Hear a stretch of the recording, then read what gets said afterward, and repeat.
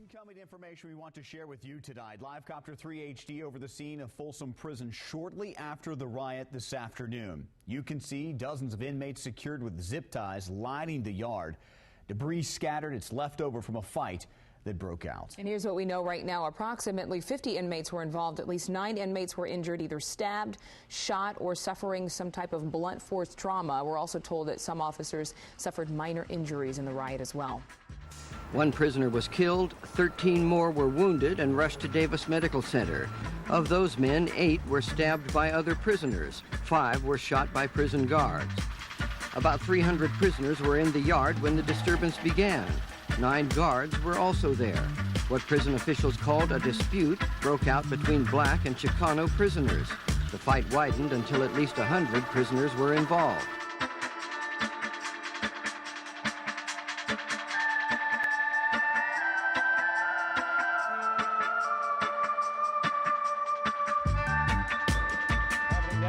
State prisons are on lockdown after a fiery race-charged riot that left 175 inmates injured. Our Alex Michelson spoke with former prisoners. When fighting or altercations or rioting begin in prisons, they do segregate amongst racial lines, and that's generally how the fighting goes. They have problems every day here when they try to force these people to live with races that they do not want to live with. 13 inmates stabbed, beaten, or injured and rushed to the hospital. Live Copter 3 HD was overhead as inmates were lined up against concrete walls in the B yard. Others escorted by guards.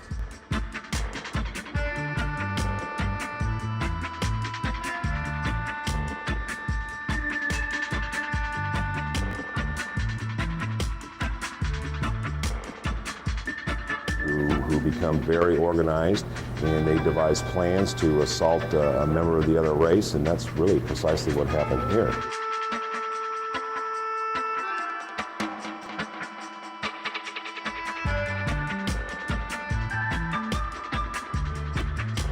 "175 inmates are injured, 55 seriously.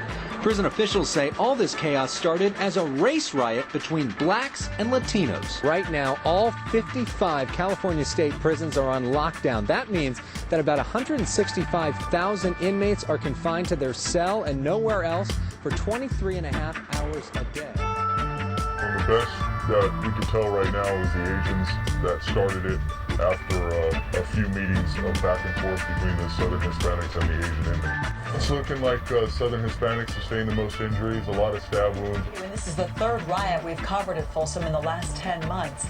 In March, guards had to use pepper spray to control the fighting. There were no serious injuries in that case.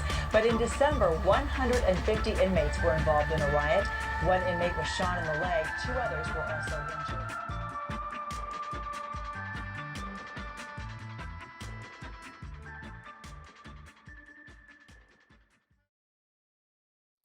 In correctional facilities throughout the United States, inmates are often expected to align themselves with other inmates of their racial group. Because of this, conflicts between groups or individuals frequently escalate into all-out race wars behind prison walls. A similar racial dynamic can be observed in prisons and jails across America, but in the state of California, inmate-race relations are exceptionally violent and notoriously hostile. In the California Department of Corrections and Rehabilitation, most gangs are based on race, but inmates side with their race during fights, regardless of whether they are actually part of a gang. In California, prisoners are killed at a rate that is double the national average, and weapons are used by guards on inmates more often than in any other state. Despite that the CDCR runs on well over $10 billion in annual funding, its facilities have been crowded beyond their design capacity for decades. This, combined with the racial demographics of California, likely intensify the racial conflict that the system is infamous for. The major racial groups in California prisons are the blacks, the whites, northern Hispanics, and southern Hispanics. A 5th group called the others is made up primarily of Asians, Native Americans, and Pacific Islanders. Broadly speaking, the others side with the blacks, who tend to get along with the northern Hispanics. Whites and southerners usually get along, and both are considered rivals of the blacks and northerners. However, all 5 groups fight with one another depending on the current gang politics. For every race in the mainline prison population, there exist a variety of gangs, but 4 gangs in particular, called the Big Four, have historically dominated gang activity for each of the 4 major racial groups in the system, and sometimes on the street as well. The Black Guerrilla family has traditionally called shots for black inmates, the Aryan Brotherhood for whites, the Nuestra Familia for northerners, and the Mexican Mafia for southerners. Racial conflict in California prisons has existed since at least the 1960s, when the state began to desegregate its institutions. For a half-century of American history, the California prison system has evolved into a hotbed of racial violence. But in 2012, a peace treaty between the races was established by inmates at Pelican Bay State Prison. The peace treaty was called the Agreement to End Hostilities, and it sought to disrupt the vicious cycle of racial turmoil amongst California inmates. The peace treaty states, "Now is the time for us to collectively seize this moment and put an end to more than 20 to 30 years of hostilities between our racial groups. Therefore, beginning on October 10, 2012, all hostilities between our racial groups in SHU, ADSEG, general population, and county jails will officially cease.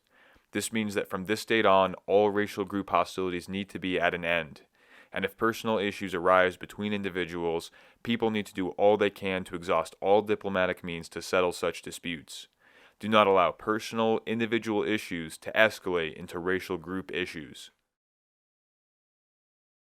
What makes the peace treaty effective on the mainline prison population are the individuals co-signed to it. Most of the representatives deny gang affiliation, but prison officials have validated the inmates as members of the Big Four prison gangs. By many accounts, the agreement to end hostilities impacted the nature of California prison politics for the better, and decreased the number of race riots that take place there. Organizers of the peace treaty were incarcerated together in the Security Housing Unit, or SHU, of Pelican Bay State Prison in Crescent City, California. Pelican Bay is where prison officials intentionally sent inmates that had been designated as shot callers for the dominant prison gangs, in an effort to prevent them from directing gang activity in the rest of the system. By housing leaders of the rival groups in close proximity to each other inside the SHU, CDCR policy unintentionally helped to create the agreement to end hostilities. The inmates who organized the end of hostilities called themselves the Prisoner Human Rights Movement, and their stated goal is to improve the living conditions of California inmates. Thanks to the newfound unity amongst the mainline population as a result of the peace treaty, the following year the Prisoner Human Rights Movement was able to initiate the largest ever hunger strike in the state's history, with nearly 30,000 inmates refusing meals on the first day. And now from California, prisoners held in isolation for years and sometimes decades are mounting protests. California inmates are participating in a mass hunger strike this week, protesting policies of indefinite isolation for inmates suspected of having prison gang affiliations. Widespread prisoner hunger strike enters week 2. The prisoners demanding better treatment in a system so broken, the court has threatened to hold California's governor in contempt if some basic demands aren't met. Earlier this month, inmates at Pelican Bay launched a statewide hunger strike over conditions in the security units. They are seeking an end to what they call indefinite solitary confinement and an easing of restrictions. As the inmates' hunger strike enters its 5th week, family members and supporters rallied, demanding changes in a prison regime they believe amounts to torture. Dozens of California prison inmates are in the 8th week of a hunger strike that is believed to be the longest ever for the state's penal system. The prisoners are protesting conditions in so-called security housing units, or solitary confinement, where gang leaders and violent prisoners are held for long stretches of time, decades even. The 2013 hunger strike was aimed at drawing public attention to a lawsuit filed by members of the Prisoner Human Rights Movement. The lawsuit was widely referred to as the Ashker lawsuit, after lead plaintiff and movement organizer Todd Ashker. We all talked and we came up with, decided to create this collective, right? The group of us there, and then there was other people in the pod next door, right, who we could talk to through by putting our ear up against the yard door. The 4 of us from different races or geographic areas of the state of California, we volunteered to become the 4 main representatives of this short quarter collective, which was a prisoner class human rights movement seeking to expose the torture of long-term decades housed in SHU. The Ashker lawsuit argued that the state's use of solitary confinement was unconstitutional under the 8th Amendment's prohibition on cruel and unusual punishment and the 14th Amendment's due process clause. Hundreds of inmates had spent decades in the security housing units, where they spent over 22 hours a day in a cramped windowless cell, only to be let out to a recreation yard which was merely a larger concrete room. During their time in the SHU, inmates were denied telephone calls, contact visits, and access to rehabilitative programs. I'm talking about if you could put every emotion of the human spirit, of hopelessness, pain, agony, hatred, all these emotions, in frustration, while you're locked in this cage treated like some animal. Well, I'm hoping that the conditions change back here in the SHU. I'm hoping, I like to hope that this SHU is shut down. I don't think no human being should have to live in this SHU, especially as long as we have lived in the SHU. You know.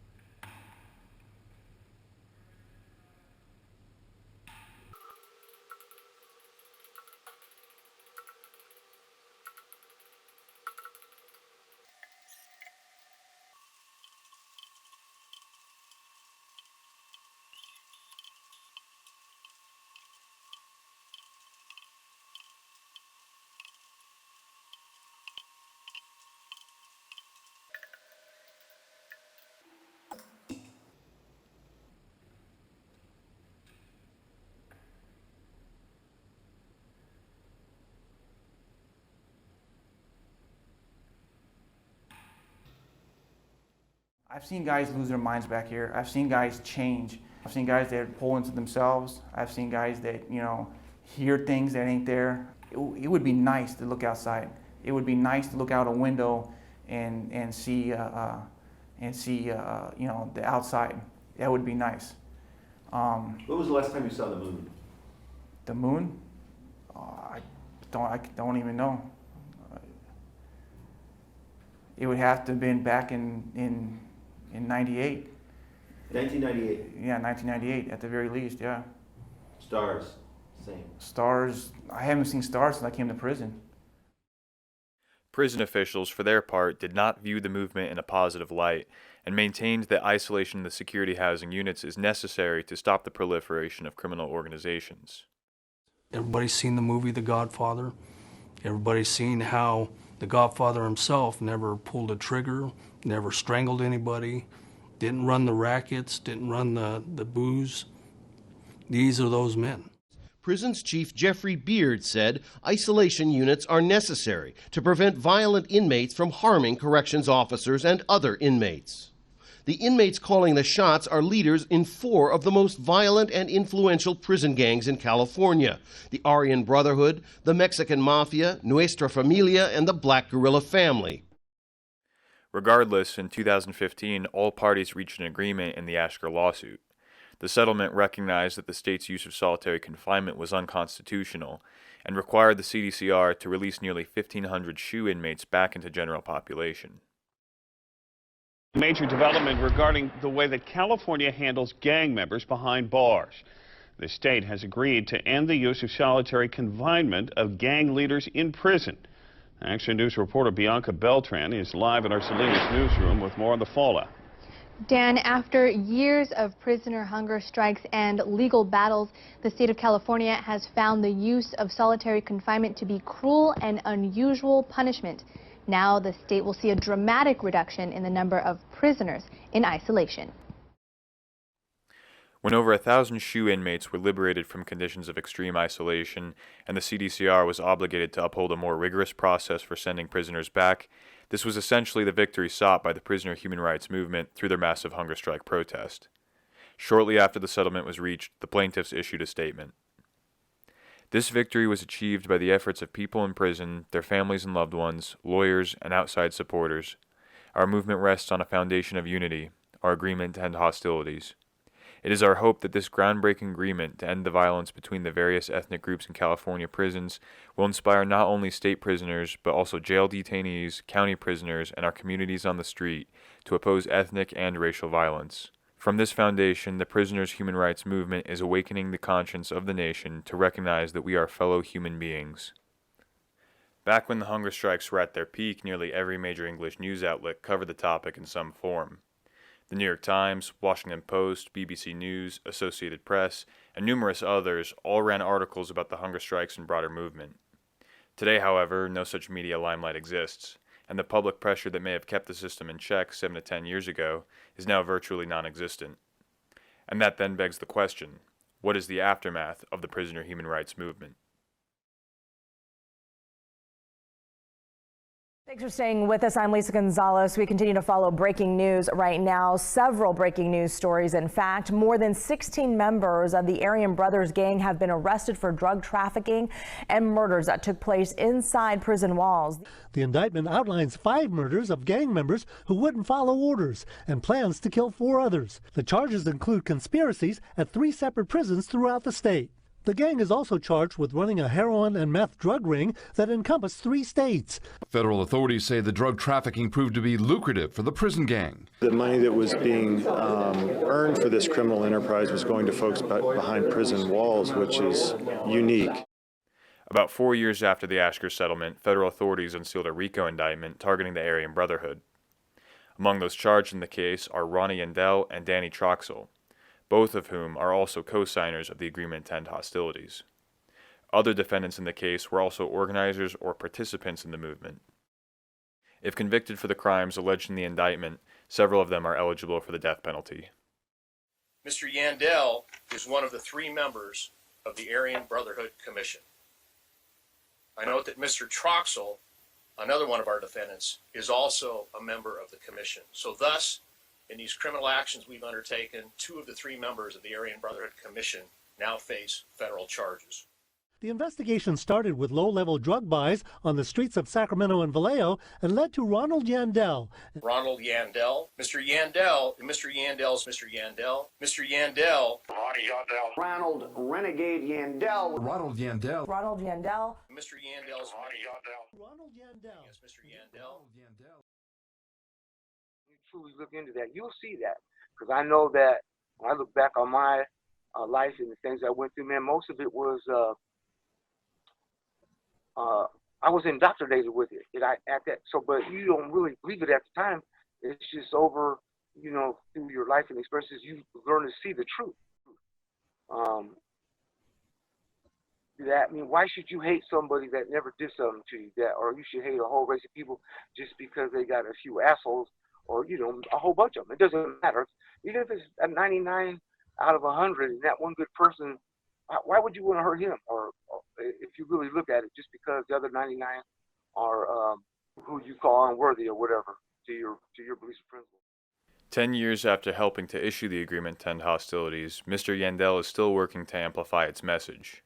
People just change because of migration and evolution, but we truly are the same people. So it's actually dumb to see us all as divided. Who's dividing us is the powers that be, the hidden hand. Following the 2019 indictment, he and the majority of his co-defendants already behind bars were moved to the Sacramento County Main Jail and held in total separation, or TSEP. Total separation mimics the conditions of solitary confinement they previously experienced in the SHU. Co-defendant Patrick Brady explains further. They came and took us out of the state prisons under heavy guard, U.S. Marshals, machine guns, the whole deal, helicopters, brought us here in like a 5-man convoy, put us in the county jail, classified us as total separation. Then they brought us into a discipline unit. We're in our cells 22.5 hours a day, so we only get out for about an hour and a half. Then on top of that, they started moving us, probably randomly, probably like once or twice a month. Middle of the night, they come, they unpadlock your cell, they cuff you up, they drag you downstairs, put you on a body scanner, bring you back upstairs to the 8th floor where we live. ransack all your property and then throw everything in another cell and then make you move into another cell. So this has been going on for about a year and a half. I mean, this place here is worse than Pelican Bay, dude. Yeah, it is just like a pressure cooker in here, man. I mean, especially you don't get out. You get outside 1 hour a week. So, I mean, we're all starting to look like, ghosts, pale. We've been locked. 1 minute remaining. It's just crazy, dude. Besides these conditions, multiple defendants in the case have said that they are unable to properly communicate with their lawyers as they prepare to defend themselves against the possibility of a death sentence. We haven't had a confidential legal visit with our attorney since we've been here. That's 3 years. What they did was they converted one of the legal booths into a social visiting booth, and they said, hey, look, we're not recording. You can go ahead and have the visits in there for the time being. So we took the jail at their word and went ahead and had the visits in there, and they ended up recording 14 people and admitted to it. So what it's done is you have them recording our visits that were like ostensibly confidential or supposed to be, right? Then you have the actual booths that aren't confidential. Everything can be overheard. So between the two things and the fact that I'm using a phone that's not confidential, I can't talk to my attorneys that way either. All those things working together have kind of a chilling effect on the way that you communicate with your attorneys. And I mean, there's 4 of us in here that are facing capital charges. Yeah. The government's trying to execute us.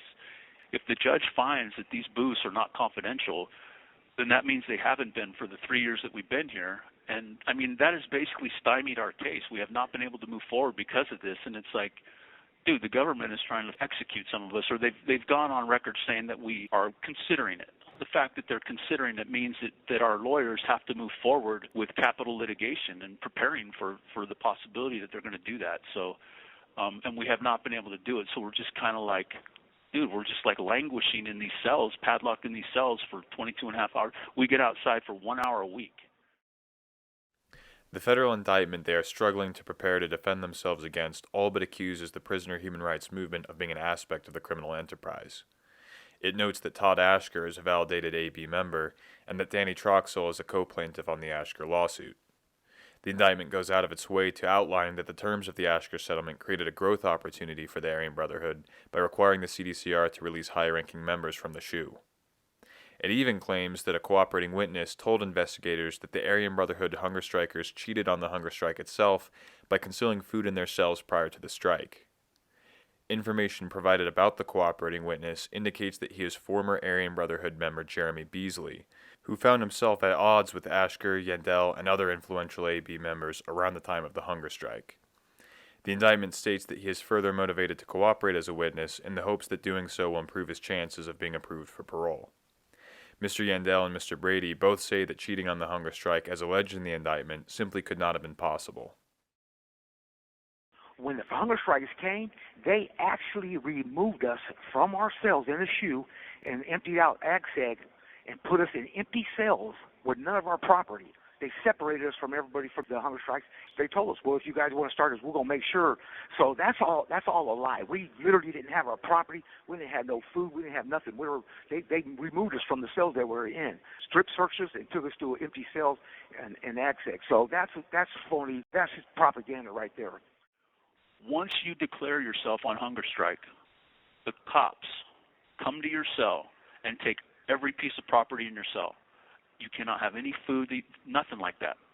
Absolutely nothing. Your cell is completely empty except for your clothing, your mattress, your sheets, that kind of stuff, your TV. But they come in and they remove every single piece of property you have. So you don't have any food in your cell, period. The only food that's even on the radar is the trays that they bring to your cell and that you're refusing. That is the general policy. Absolutely. They come in and take all your stuff. So everything that guy says is, it doesn't add up. I mean, it's verifiably wrong. They both feel that the indictment and subsequent housing conditions are direct retaliation for their roles in the movement. They say that the CDCR feels threatened by the unity created by the end of hostilities and hopes to disrupt the peace treaty by isolating movement leaders from general population. It's really apparent what they're doing, man. They're trying to put a stain on the hunger strikes, and you're always going to get people who are going to try to vilify that move, you know what I'm saying? And they're going to say that, people were manipulating and doing this and that. But the bottom line is, when the end of hostilities was drafted and signed by some of these guys, once we got out, the racial violence on the yards was down to like zero. I mean, and these are prisons that are like, California prisons have a pretty significant culture of violence. I mean, they're deadly places, some of these level 4 yards. And the places where we were at, when we got kicked out of the SHU, you've got 0 assaults on staff. You have, most of us were trying to put like self-help groups together. And when you do that, right, it's threatening to the cops and to their policies and stuff. So they would rather have people at each other's throats. When they see people working together, it becomes, they get afraid of that. You know what I mean? So the hunger strikes really kind of illuminated and educated the prisoner class. I mean, now what you have, instead of like, blacks and whites and Mexicans picking up knives and trying to stab each other and kill each other and work their problems like that, they're now kind of engaging in tact, diplomacy, trying to talk things through. So, I mean, you're not going to see race riots, all that kind of shit that were prevalent before we got out. Like where I was at in High Desert, I mean, you got guys that were not going to groups. They weren't going to like self-help groups and stuff like that. When I got there, I went there myself. I mean, I really don't have a shot at getting out, but the fact that my presence in those meetings kind of made some of my people more comfortable going, they went, you know what I mean? And if you don't go to groups and you don't try to do these things to better yourself, then the prison board is not going to let you out. So what these groups did was they enabled some of these guys to get some of that under their belt, you know what I mean? So then you have programs like Aversion to Violence, Actors Gang, AA, NA, all these things, to where it's like you may have like a white supremacist skinhead actually engaging in a meaningful conversation with an African American in one of these groups. They get back to the yard, and maybe instead of, like I said, trying to kill each other or if something goes wrong, now they're engaging in dialogue to try to like fix it so they can keep going to these groups. You know what I mean? In March of 2022, a magistrate judge was set to rule on whether the defendant's rights had been violated by the legal booth recordings. But only days before the ruling was expected to take place, the inmates were transferred from the jail to California State Prison Sacramento, also known as New Folsom Prison. The judge then ruled the issue moot. At New Folsom, the defendants were placed in administrative segregation, or ADSEG, where another of their co-defendants, Brant Daniel, was already being held. Prior to the arrival of his co-defendants, Mr. Daniel had already been alleging a pattern of misconduct by staff at the prison. I got moved here from Corcoran SHU in July of 2019 for this RICO case. They put me in the ADSEG here, and it's called Standalone, on July 8th of 2019. And, while I was here, the cops would go around talking about our RICO case and some of the confidential details of it. It's like they were trying to create or coerce new informants to tell on us, or, that's what it seemed like to me, and I take offense to that. So every time I hear it or something, I tell them shut the fuck up or whatever, and because it's not their business to go around spreading that news on the tiers or anything, but they would, so it became a problem. I wouldn't play their game. Okay, so around September of 2020, they had started giving out my mail, my family's mail, my wife's mail to some of their informant. I had gotten at the officer that did it. One time might be an accident, but 2 times in a row, that's intentional. And so when I asked him about doing that and why he did that, he told me, F you and good luck proving it. They had already made like certain threats on my life and certain threats on other things. And so then out of the blue, some guy had debriefed or he locked up and gave up some bunk information. Well, about an hour later, they pulled me out of my cell. They did a cell search. Well, they put me in the office inside of a cage, and the guy that sat there, his name was Simon Ramirez, is an ISU officer. He sat there with me the whole 30 minutes. I guess another dude was searching my cell. While we were sitting there, he got a call on his iPhone watch, and then he opened the office door and talked to the sergeant and told me, hey, we got you.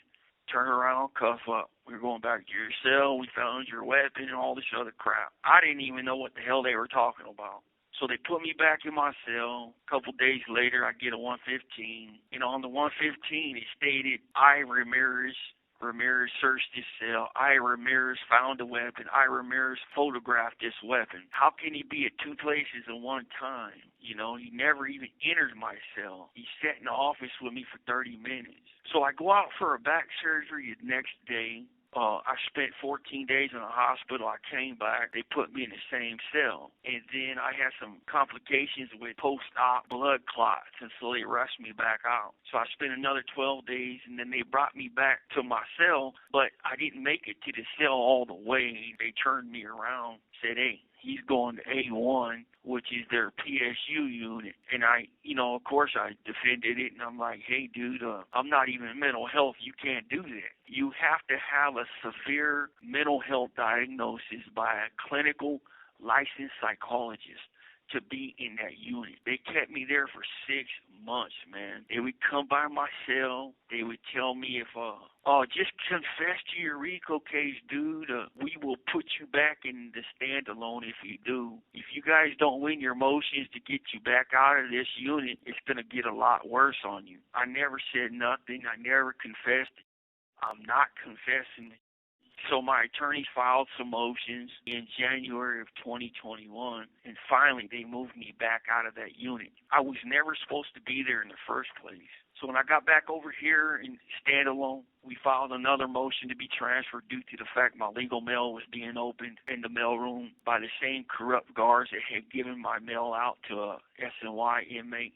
We filed another motion for transfer because I can't have visits. I wasn't getting legal visits at all, and I couldn't get any legal mail because of the fact they've opened my legal mail at that time 5 times illegally in the mailroom. They're not supposed to open that legal mail out of my view. And they even stamped the envelopes opened in error in mailroom and signed it. But before all this had happened, before October came in 2019, the incident with the knife, not one time had my legal mail been opened. It was only after my attorneys filed in January of 2020 to get me moved out of that PSU, because the Sacramento Bee did a big article on it, and from that day on, my legal mail started being opened and tampered with. Mr. Daniels' claims of staff corruption at New Folsom are far from isolated. The entire prison has been the subject of an ongoing FBI probe into official misconduct. In July of 2022, a former correctional officer at the prison named Arturo Pacheco pled guilty to assaulting inmates and then falsifying reports to cover up the abuse. In one incident, Mr. Pacheco pulled a handcuffed inmate's legs out from under him, causing his head to slam into the concrete floor. The inmate, named Ronnie Price, died 2 days later at a nearby hospital. Another former guard, Ashley Arick, pled guilty in 2021 to submitting a false report to help Mr. Pacheco cover up the incident. While Arick and Pacheco are the only former staff charged with such crimes at the prison, the Department of Justice acknowledged that other correctional officers helped falsify reports. In recent years, 2 other former correctional officers from the same prison, Valentino Rodriguez and Sergeant Kevin Steele, both came out as whistleblowers against staff corruption, and both later wound up dead, one from a fentanyl overdose, the other from an apparent suicide. The 2 were members of New Folsom's ISU, which stands for Investigative Services Unit, tasked with investigating crimes committed inside the prison. In memos written to the prison's warden by Steele, he claimed that the entire unit had been engulfed in corruption, and that Officer Rodriguez had told him that their fellow ISU officers were planting weapons and drugs on inmates. Before his death, Mr. Steele had been working with Brant Daniels' lawyers to expose cases where he alleged that evidence had been falsified against inmates, including Mr. Daniel. You got to remember, this case was investigated at this prison. And since then, all the IGI that invested the RICO case has been demoted or fired, man. Their ulterior motives is to get revenge on the hunger strike stuff, because I was there with Ashker. I was there with all these other guys when we did the hunger strikes. I was there in the inception of the hunger strike. I participated, I helped put it together. And, anybody to say that shit is bunk, that's crap. I lost 47 pounds, man. There's no way it was fake. But that's my whole thing, is I think they just want to get revenge on those of us who really kicked off that hunger strike. The ongoing Aryan Brotherhood case now leaves important members of the prisoner human rights movement confined to administrative segregation, or ADSEG. While the Ashker lawsuit and settlement focused primarily on SHU conditions, the agreement to end hostilities originally equated SHU and ADSEG units as solitary confinement torture chambers. But federal prosecution of movement organizers did not end with the 2019 Aryan Brotherhood indictment. We are back now with your 17 Crime Watch. And this morning, the acting United States Attorney announced the culmination of a 5-year-long gang investigation across California. The joint operation between the FBI, the DEA, and local law enforcement agencies resulted in dozens of gang arrests. Huge gang bust that the FBI says took down the head of the snake of the La Nuestra Familia street gang in Northern California. The U.S. Attorney called the 5-year operation the most significant law enforcement action to disrupt Nuestra Familia in decades. The Sheriff's Department and San Jose Police joined the Department of Justice in San Francisco to talk about the arrests aimed to bring down or at least cripple Nuestra Familia. Operation Quiet Storm, leaders of the Nuestra Familia prison gang, the San Jose Grande gang, and the El Joya Palmas street gang were arrested on charges ranging from drug trafficking to murder. They used a paramilitary structure to control thousands of gang members throughout 28 California counties. The crimes include racketeering, robberies, drug crimes, and murder. In 2021, federal authorities unsealed another RICO indictment, this time targeting members of the Nuestra Familia. Defendants in the case are charged with murder conspiracies and attempted murders of 14 different victims. Among those charged in the case are all 4 Nuestra Familia members co-signed to the agreement to end hostilities. The indictment claims that principal negotiator Antonio Guillen held the position of general of prisons for the NF, that co-signer James Perez was the NF's street regiment general, and that co-signer George Franco was a member of the NF's inner council. The U.S. Attorney said 7 of NF's leaders of the criminal organization, spanning 28 counties, ran it from prison cells, and now they and others have been moved to higher security federal prisons. After being charged, the Nuestra Familia members were moved out of the California Department of Corrections and into the Federal Bureau of Prisons, specifically to United States Penitentiary Atwater. Similarly to defendants in the Aryan Brotherhood case, the Nuestra Familia defendants have claimed in legal motions that their conditions in Atwater amount to torturous solitary confinement, and that they lack the ability to conduct regular visits with their attorneys. But just because peace treaty co-signers aren't charged in ongoing federal cases doesn't mean that prison officials haven't found reasons to isolate them in conditions that resemble the security housing units. In a 2018 statement by peace treaty co-signer and principal negotiator Ronnie Dewberry, also known as Sitawa Nantambu Jama, he says he was placed in administrative segregation at Salinas Valley State Prison after ISU agents claimed they found contraband while searching his cell. Sitawa says the ISU agents illegally planted the contraband to justify sending him to ADSEG as a means of retaliating against him for his role in the prisoner human rights movement. About 2 years later, he was granted medical parole during the COVID-19 pandemic. The same year that Sitawa was re-isolated, another principal negotiator, Arturo Castellanos, issued a statement in which he states that he and 2 other Pelican Bay inmates had been placed in ADSEG for allegedly having conspired to murder their friend. He writes that the coroner investigator found no evidence of foul play in the man's death, who overdosed while alone in his cell. Even Todd Ashker, the Central Movement organizer whose lawsuit has kept thousands of inmates out of solitary confinement, is himself isolated again in administrative segregation. Ashker was in the SHU for nearly 30 years prior to the settlement, which released him to the general population in February of 2016. By May of the following year, however, Ashker was already back in solitary confinement at Kern Valley State Prison. This means that one of the most significant activists against solitary confinement only escaped such conditions for less than a year and a half and remains there to this day. Unlike other movement organizers who found themselves back in solitary, prison officials claim that Ashker is being isolated for his own protection. They allege that he is targeted for murder by his own gang, the Aryan Brotherhood. But Ashker, rather than appearing to fear for his life, has instead filed a new lawsuit in which he repeatedly asserts that prison officials are manufacturing false enemy concerns in order to justify his return to solitary. Despite the CDCR's position that Ashker has become a priority target for the Aryan Brotherhood, Ashker is actively trying to litigate his release back to general population, where supposedly he would be murdered by his fellow inmates.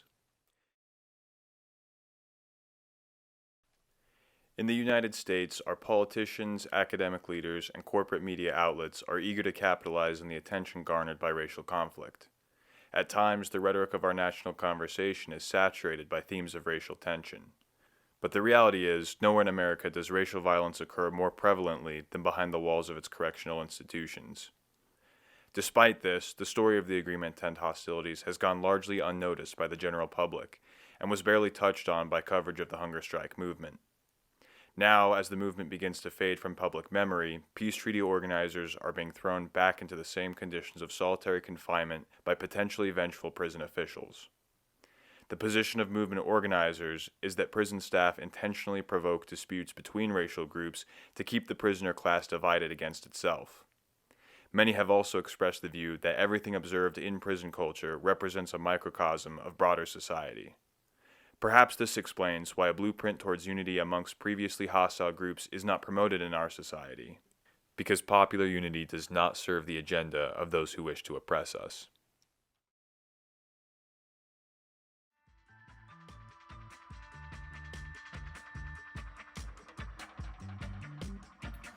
Hey everyone, thanks for watching my video. If you enjoyed it, please hit the like button, subscribe to the channel, and above all, share this video. I think this is a really important story that not many people have heard about, so it would really mean a lot if you could help spread the word. What you just saw represents a fraction of my research into this topic, so there's going to be more videos coming out soon that go further in depth on this story and on other stories kind of like it. So stay tuned, please hit that like button, subscribe to the channel, share the video, and I think that's about it. So until next time.